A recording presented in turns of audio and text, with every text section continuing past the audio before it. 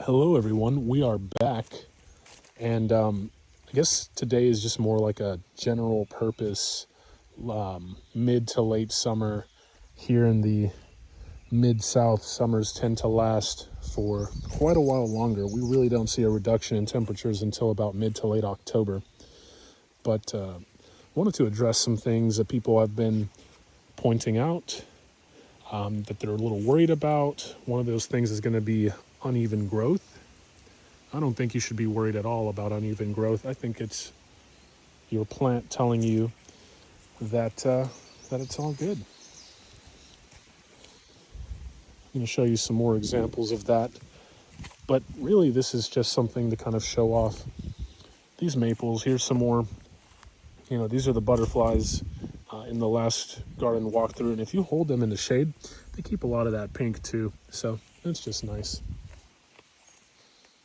Got some purple ghosts here. It's a pretty big spiderweb there, sorry. Pretty big specimens. Yep.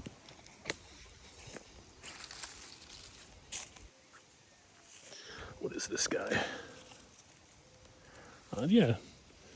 Man, it's hard to tell that, this is a sangukaku. So, it's hard to tell in the middle of summer because the coral bark is not as pronounced as it is in the winter. Blood goods. I don't have anything wrong with blood goods. I just think that they're everywhere. I mean, they are going to be the easiest to grow in my particular area as well as the majority of the southeast. Here's something pretty cool. If you want insects to go away from your Japanese maples, and if you can grow some hibiscus, a lot of insects are going to prefer those rather than the maples. Also, it's great for pollinators, bees, all that good stuff as well. Butterflies love them. So hibiscus is a great way. And also the Japanese beetle, which is going to be one of the biggest targets for Japanese maple insect infestation.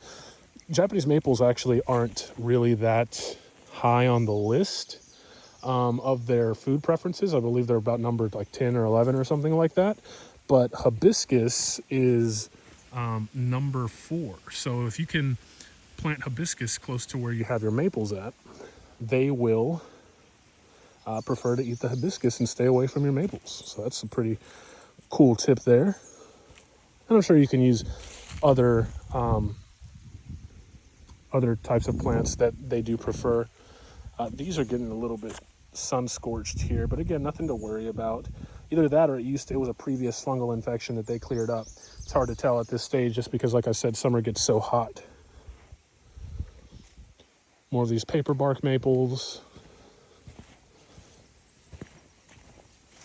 I will always stop and say that I think these trees are severely underrated. If you don't know about paper bark maples, do a little bit of research. See if they'll do well in your area. Have this beautiful peeling bark there. It's very unique. I guarantee you, you'll probably be the only person in your neighborhood that has one of these in their front yard. And it is such a stunning tree to have on a front yard. Extremely heat tolerant. All this new growth here. The second summer flush. Again, guys, when it comes to uneven growth, right? Does it look the best? No. And that's just me being honest, right? But the truth of the matter is that not all trees are going to grow evenly like that. Not all trees are going to be perfect. And they're going to, look at this. This is a good example. Not all trees are going to be perfect like this and start throwing out all these different points of growth. That's not realistic. They're going to send long shoots out, and that's completely okay. That's just your trees telling you they're proud of you for taking care of them. Oh, wow. That is some really nice new growth against that green.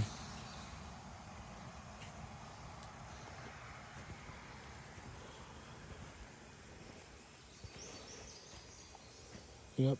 Again, it's sporadic, right? You'd like a lot of growth to happen in the middle here. But it's happening on the outsides, and there's nothing wrong with that.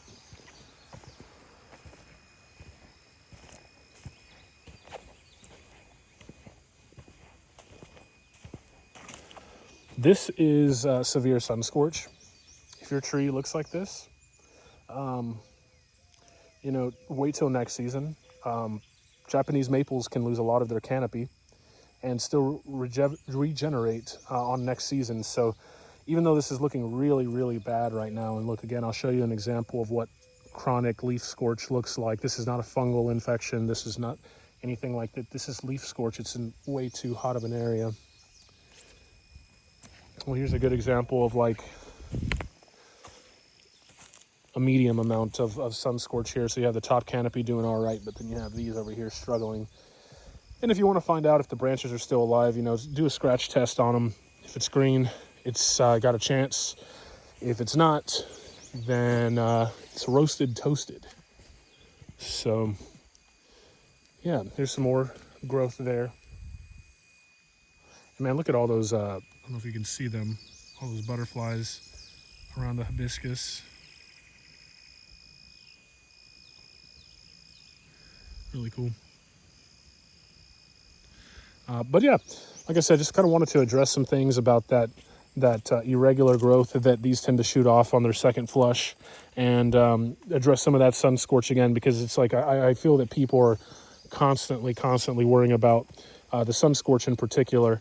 Like this, even though this looks ugly, it's not like the tree's fine. It's going to be fine.